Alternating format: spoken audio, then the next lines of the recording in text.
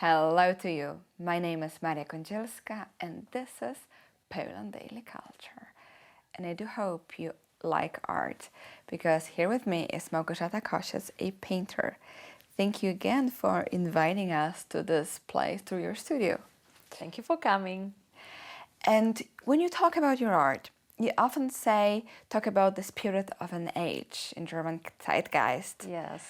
And since it's a concept of capturing the reality of elements, tell us how do you do it in your works, and what would you understand it by the spirit of the age in your context? Yes, I love this German word Zeitgeist, the spirit of a time. Yes, I basically, it's my obsession. Another, I use this word many times here. I create for my generation. So this is the generation of people whose lives, for the first time in the history of mankind, takes place in virtual reality. This is our reality. I think my collectors are mostly from my generation. They understand this art the best because we all kind of, if we look closer at my paintings, we all live in this reality. We are surrounded in the reality that I just put on my painting. Yeah, with big buildings, with cities, with a lot of things coming to you. For example, when I look at your painting, I have this feeling of a lot of information and coming to you, which is, for example, when you're going through this big city, you cannot perceive everything in the one moment, and you have kind of the same feeling here right now. I cannot perceive every single element which comes to me from this painting. I know I have to go, like, let some things just pass me, so I won't know it. This is, I think you just did a really good interpretation of my work. Thank you. And I want the viewer to get deeply into my painting, to kind of dive in it and get lost in it and look for every hidden path that I, put inside of the painting, and discover that it just looks like complete chaos, but actually nothing is accidental, and everything is joined together, and everything is constructed and has its place. But that's when you look at my painting longer, and I hope the longer you look, the more you see, the better you like the painting.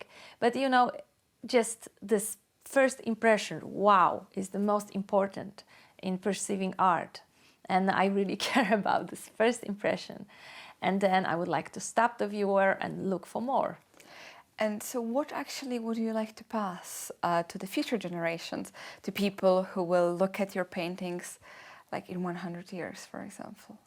Have you ever thought about it? I think they will still understand this art. If painting will still exist as as an art, because maybe computers or robots will be doing paintings. I don't think that they will take over.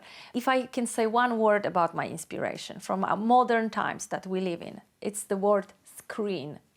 All kinds of screens. It's a computer screen, smartphone screen, or TV screen. And I don't have TV for years, but I'm still very inspired by control picture of the television screen, the control screen. That was always my favorite one. Instead of looking at programs, I like this kind of... Just the facture of the, yes, of the exactly. TV. Okay.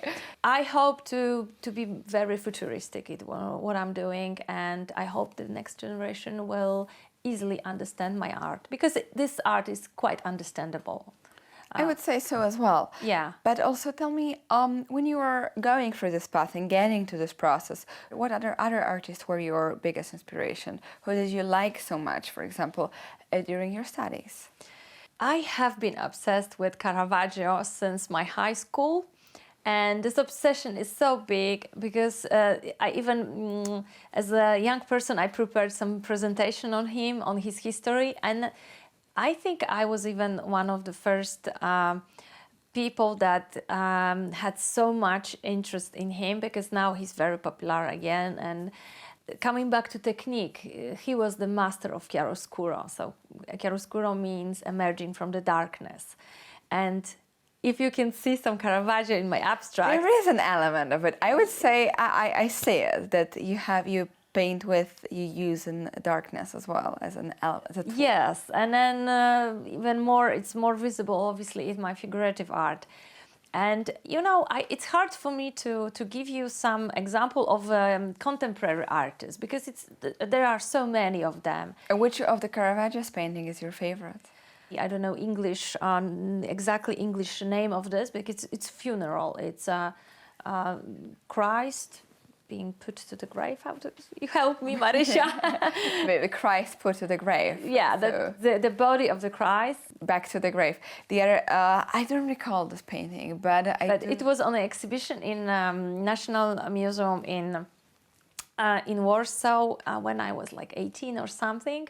That was the first and I think the last time in my life when I really wanted to go on my knees looking at the painting.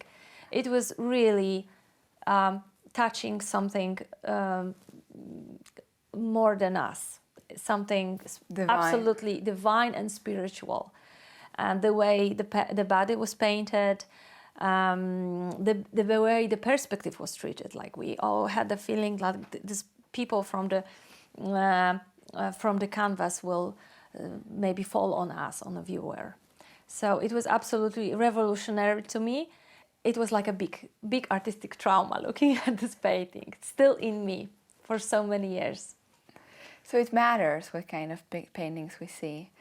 Absolutely. It's the way that we are structuring ourselves as an artist, as a human being. Just to wrap up, I would say that it's important to watch art, to go to the galleries, to see paintings, as well old one as the modern one, because they might inspire you, as it was with Małgorzata Kosiec, for your whole life.